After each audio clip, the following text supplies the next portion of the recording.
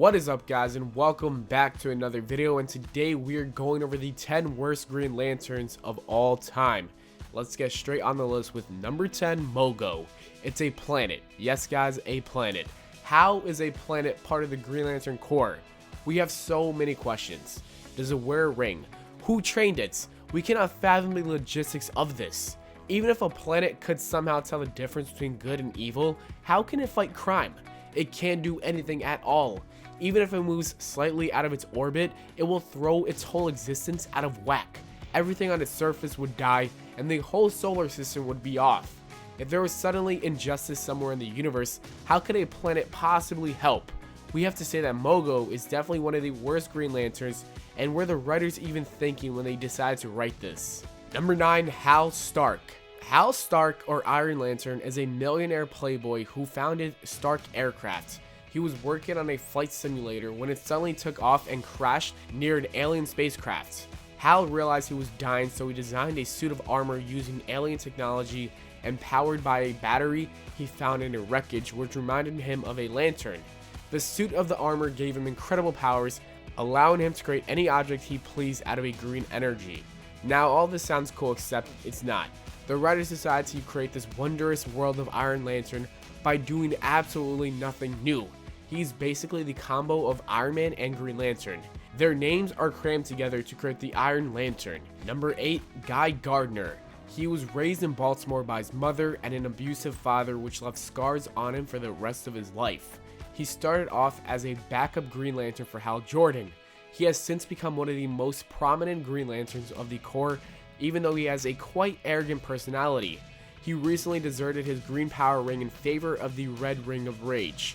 Currently, he has more of a hot-headed, red-blooded American male type of personality rather than a superhero out to do good. He is widely known for his brash quotes. All in all, he's not a very likable character. Number 7, Alan Scott.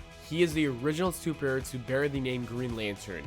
The weapon he uses is a power ring that turns his thoughts into energy. Although he has never actually been a member of the Green Lantern Corps, his ring taps into the same power source that fuels them. Unlike others who have the same Green Lantern name, Alan's powers does not come from the Guardians of the Universe. It comes from Starheart, a magical entity once imprisoned by the Guardians. The Starheart found its way to Earth and in the shape of a lantern, saved Alan from a train wreck. Alan made a ring from it that allowed him to tap into Starheart's power. What makes him one of the worst Green Lanterns is his ring is terribly out of date and his skill level is nowhere near where the other Green Lantern skill levels are. Number 6, Chip. Chip is an extraterrestrial rodent like a squirrel or a chipmunk. Basically, he's a cartoon squirrel from what's essentially a planet of cartoon animals. Chip got his start as a Green Lantern while awaiting his execution as a rebel warrior. A Green Lantern visited him and offered him a ring, which he used to escape. After many adventures and a failed suicide attempt, he was struck down on the highway by a yellow truck. He then resurrected as a ghost a few times. I think it's pretty self-explanatory why he's one of the worst Green Lanterns ever. Number 5, Aressia. Suffering from the universe's worst case of daddy issues, Aressia used her Green Lantern ring to age herself to non-jailbait age so Hal Jordan would like her back. If that's not creepy enough, she's also an orange elf alien who moved to Earth with no powers and got her neck snapped by Major Force before her resurrection and more Hal Jordan hooking up. What bothers us more about her is that she is the force behind Hal Jordan hooking up with a minor, which totally goes against his greatest Green Lantern ever status. Number 4, Sonya Blade. She was one of the main heroes of the Mortal Kombat series. She is a second-generation United States Special Forces officer. Blade briefly became a Green Lantern during the crossover between DC Comics and Mortal Kombat. After the ending of a huge anger war between DC Comics and the Mortal Kombat universes, she was left with a random dead Green Lantern ring. However, the ring had no battery power. Not sure whose great idea it was to make a character from a not-so-great fighting game featuring grisly murder into a space policewoman with a magic green wishing ring.